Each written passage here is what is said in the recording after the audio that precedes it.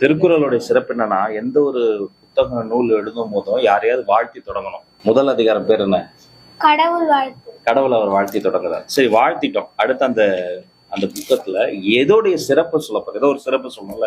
2வது அதிகாரம் பேர் என்ன? வான் சிறப்பு. கடவுளுக்கு அடுத்த இடத்தில் வானத்தை வைக்கிறார் வள்ளுவர். ஏன்னா ஏழை பாலை பார்க்காம ஒரே மாதிரி பேர் தான் வானத்து சிறப்பு. கடவுள் வாழ்த்தியாச்சு, வானத்து சிறப்பு சொல்லியாச்சு. அந்த நூல் யாருடைய பெருமையை சொல்லப்போகுது? ஏன் பெருமையா, உங்க பெருமையா, யார் பெருமையா? நீத்தார் பெருமை. நமக்கு முன்னாடி நீத்தா இருப்பாருங்க, அவர்களுடைய பெருமையை சொல்லு. 3 முடிஞ்சிருச்சு. கடவுள் வாழ்த்தியாச்சு, வானத்து சிறப்பு சொல்லியாச்சு, பெருமைன்னு சொல்லியாச்சு. The purpose of the book, இந்த நூல் எதை வலியுறுத்துது? அரண் வலியுறுத்து. மொத்த புக்குமே அறம்ங்க. அது அறம், அவ்வளவுதாங்க தெரிஞ்சுக்கிறது. இந்த அறத்திலையும் அறம்பொருள் போலன்னு சொல்லுவோம். முதல்ல சொல்ற அறம் என்ன தெரியுமா? அறம் எங்க இருந்து தெரியுமா தொடங்குது? இல்வாழ்க்கை. வீட்டுல இருந்து தொடங்குது. இல்லறம், வீட்டை இல்லறம்னு சொல்லுவோம்ல. இப்போ பொதுவாகவே இந்த மாதிரி வாலிபர்களா இருக்காங்க பாருங்க, சின்ன பசங்களா, அவங்களுக்கு எப்படா கல்யாணம் ஆகணும்னு ஒரு ஆசை இருக்கும். ஆனா அவங்களுக்கு ஏன் கல்யாணம் ஆச்சு, நம்ம அவசரம் பண்ணிட்டோமோ என்ன இருக்கும்.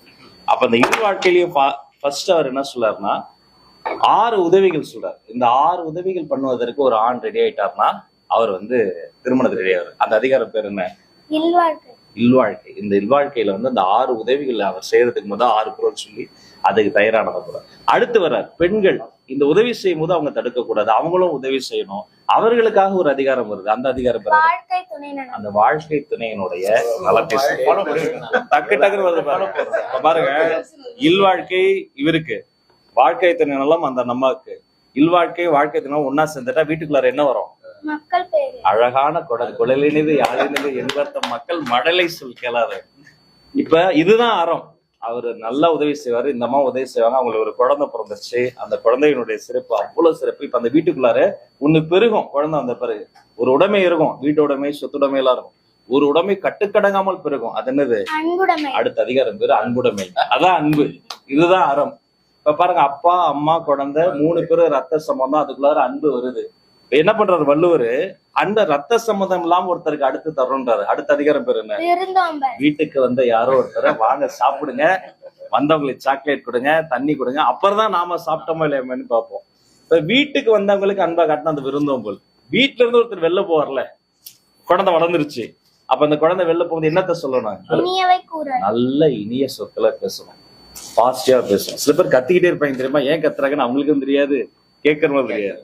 இது மாதிரி ஒவ்வொரு விஷயத்தையும் பார்த்து பார்த்து முற்றுதல் பண்ண 1330 குரலையும் இந்த குரல் அந்த குழந்தை இது குரல் குழந்தை. எல்லாம் கை தருங்க.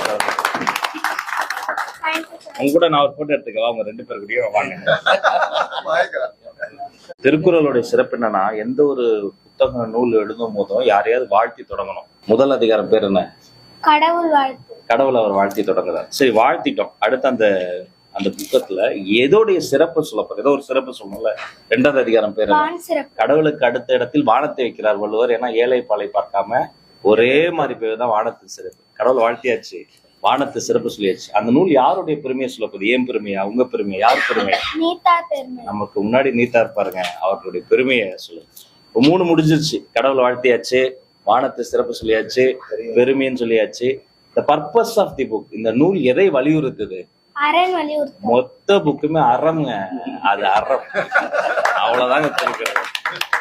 இந்த அறத்திலையும் அறம்பொருள் போலன்னு சொல்லுவோம். முதல்ல சொல்ற அறம் என்ன தெரியுமா? அறம் எங்க இருந்து தெரியுமா தொடங்குது?